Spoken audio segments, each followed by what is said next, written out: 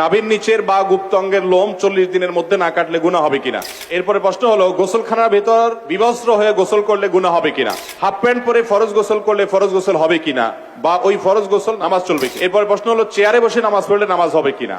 সবচেয়ে পপুলার প্রশ্ন, কমন প্রশ্ন।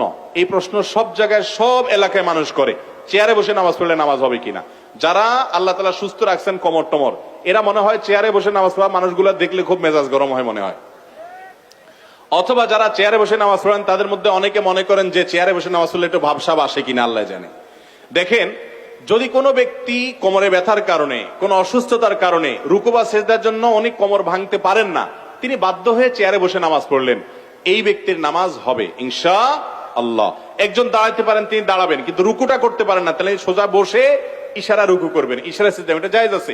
নবী করিম সাল্লাল্লাহু আলাইহি ওয়াসাল্লাম এক সাহাবীকে বলেছেন, তুমি দাঁড়িয়ে নামাজ পড়বে, দাঁড়িয়ে পড়তে পারো না বসে পড়বে, বসে পড়তে পারো না তুমি ইশারায় পড়বে, কিন্তু নামাজ তোমাকে পড়তে হবে।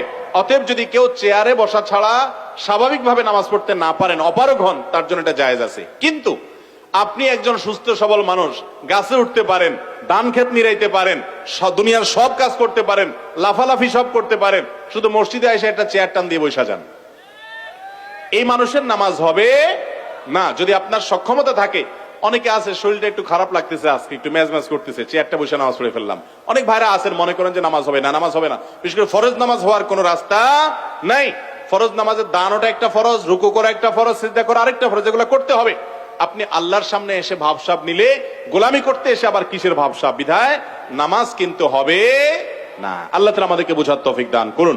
অতএব চেয়ারে বসে নামাজ পড়লে নামাজ হবে শর্ত সাপেক্ষে। আজকাল মসজিদগুলোতে এত চেয়ার হয়েছে, আমি সবসময় বলি যে মসজিদ নাকি আকিস প্লাস্টিকের কোন দোকান বুঝাই কঠিন।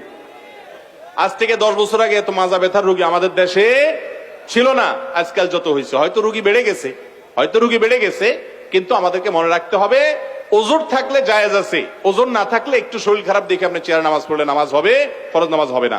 নাভির নিচের বা গুপ্ত অঙ্গের লোম 40 দিনের মধ্যে না কাটলে গুনাহ হবে কিনা।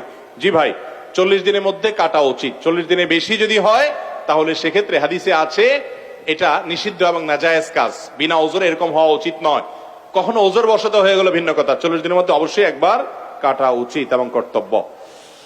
এরপরে প্রশ্ন হলো গোসলখানার ভেতর বিবস্ত্র হয়ে গোসল করলে গুনাহ হবে কিনা। যদি বিবস্ত্র হয়ে কেউ গোসল করে, গোসল হয়ে যাবে, কিন্তু বিবস্ত্র হওয়ার কারণে একটা গুনাহের কাজ হবে, গুনাহের কাজটা করা উচিত না। গুনাহটা বড় কোনো কবিরা গুনাহ হবে না, কিন্তু সগীরা গুনাহ হবে।